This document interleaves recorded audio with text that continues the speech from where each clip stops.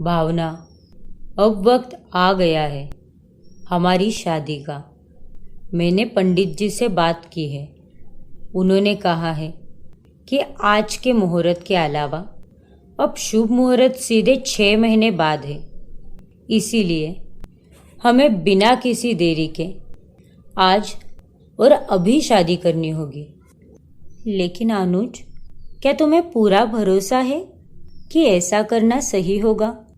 मेरे माता पिता को तो हमारे रिश्ते के बारे में सब पता है, लेकिन तुमने अभी तक हमारे रिश्ते के बारे में अपने घर में नहीं बताया है। नहीं भावना, ऐसी बात नहीं है। मैंने छोटी को सब बता दिया है और तुम जैसी बहू पाकर मेरे माँ पापा तो खुशी के मारे 7वें आसमान पर चले जाएंगे। तुम देखना। ठीक है अनुज, मुझे तुम पर पूरा भरोसा है। अनुज और भावना की पढ़ाई को पूरे हुए अब काफ़ी वक्त बीत चुका था और वो दोनों अब हॉस्टल से घर जाने वाले थे। और उस दिन शुभ मुहूर्त होने के कारण अनुज उसी दिन शादी का निर्णय लेता है। दोनों पास के एक मंदिर में जाते हैं और अग्नि को साक्षी मानकर 7 फेरे लेते हैं और दोनों भगवान का आशीर्वाद लेकर शादी के बंधन में बंध जाते हैं। अब आप दोनों दुल्हा दुल्हन से पति पत्नी के अटूट और पवित्र रिश्ते में बंध चुके हैं। इसीलिए सर्वप्रथम भगवान का आशीर्वाद लेने के साथ साथ मंदिर में दीपक जलाकर अपनी इस नई जिंदगी की शुरुआत करें। ठीक है पंडित जी।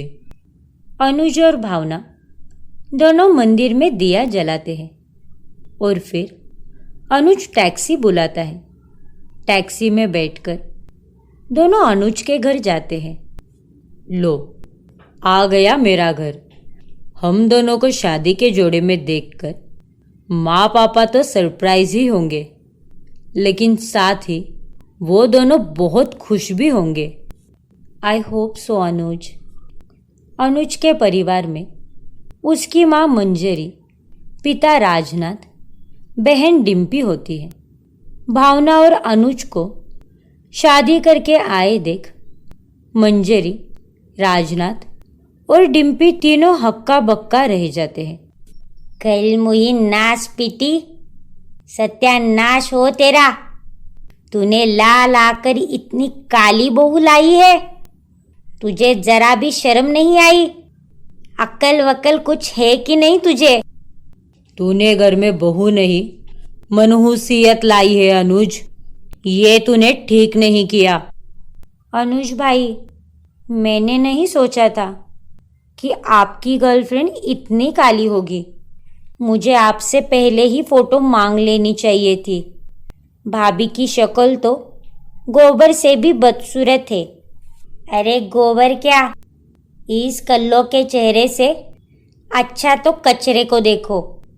इसे देखकर ही दिमाग खराब हो रहा है। निकल तू अभी के अभी, निकल यहाँ से। मंजरी भावना को धक्का मारकर घर से बाहर निकालने लगती है। तभी अनुज उसे रोक लेता है। माँ, बस, आप भावना के साथ इस तरह पेश नहीं आ सकती। ये आपकी बहू है। मेरी शादी हो चुकी है माँ। कितनी बड़ी खुशखबरी है ये। हाँ तो अब क्या ढोल ताशा बजाऊँ अब? अरे तूने शादी की है, उस बात से मुझे कोई एतराज़ नहीं है, लेकिन तूने शादी करके भी एक निहायती काली और बदसूरत लड़की से की है। ये देखकर मेरा तो कलेजा जल रहा है। अनुज, तुम खुद इतने हैंडसम हो, इतने स्मार्ट हो। तुम्हारे लिए क्या बाकी सारी लड़कियां छुट्टी पर चली गई थी, या वो सब लाइन लगाकर तुम्हें राखी बांधने आ गई थी जो तुमने इस काली लड़की से शादी कर ली? अनुज भाई, भावना भाभी को देखकर सभी लोग हमारा मजाक उड़ाएंगे, और नहीं तो क्या। अरे जब मुंह दिखाई होगी तब इसे देखकर गली की सारी औरतें थू थू करेगी, और वो भी नज़र उतारने वाला थू थू थू नहीं, घिन करने वाला और कीचड़ की तरह समझने वाला थू थू। अनुज बेटा, तूने इस कीचड़ को मेरी बहू बनाकर बहुत बड़ी गलती की है। आप लोगों को जो बोलना है बोल लीजिए, जो सोचना है सोच लीजिए, लेकिन मैं जानता हूँ कि भावना मन की कितनी सुंदर है। रंग गोरा हो या काला, उससे क्या फर्क पड़ता है।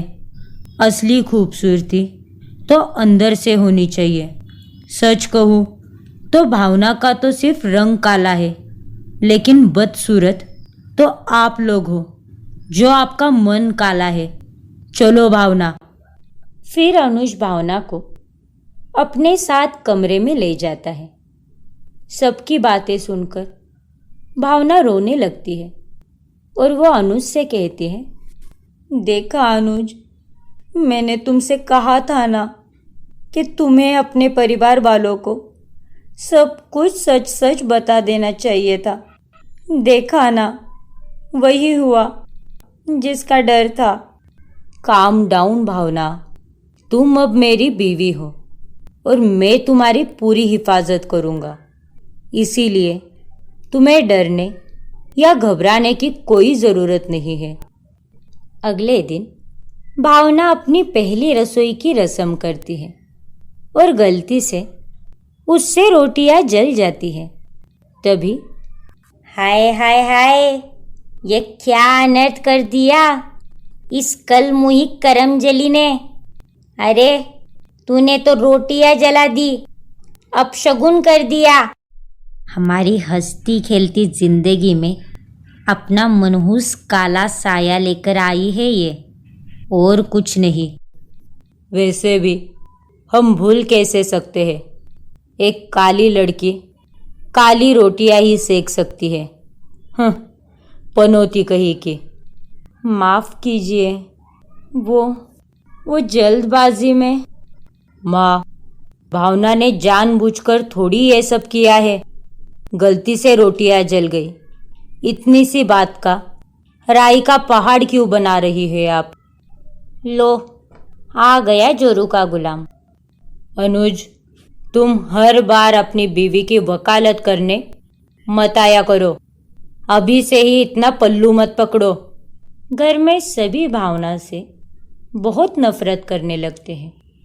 डिम्पी, मंजरी और राजनाथ तीनों के तीनों भावना की शक्ल तक देखना नहीं चाहते थे, जिस कारण भावना बहुत उदास रहने लगती है। अब मंजरी और डिम्पी दोनों माँ बेटी ये तय करती है कि अब चाहे जो भी हो जाए, हमें इस जली हुई कॉफ़ी को हमारे घर से और भाई के ज़िंदगी से हमेशा हमेशा के लिए निकालना ही होगा, और एक अच्छी सी दूध और मलाई जैसी गोरी लड़की लानी होगी, जो मेरे भाई को एकदम सूट करेगी। इस भावना को घर से रफा दफा करना आसान नहीं होगा, क्योंकि अनुज को तो इससे प्यार का रोग लग गया है।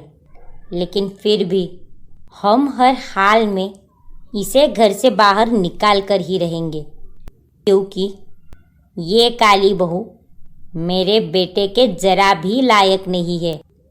आखिर मंजरी और डिम्पी भावना के साथ क्या करने वाली है, जानने के लिए हमारा अगला एपिसोड देखना ना भूलें। और अगर आपने हमारा चैनल अभी तक सब्सक्राइब नहीं किया है तो अभी सब्सक्राइब कीजिए और बेल आइकॉन दबाना ना भूलें।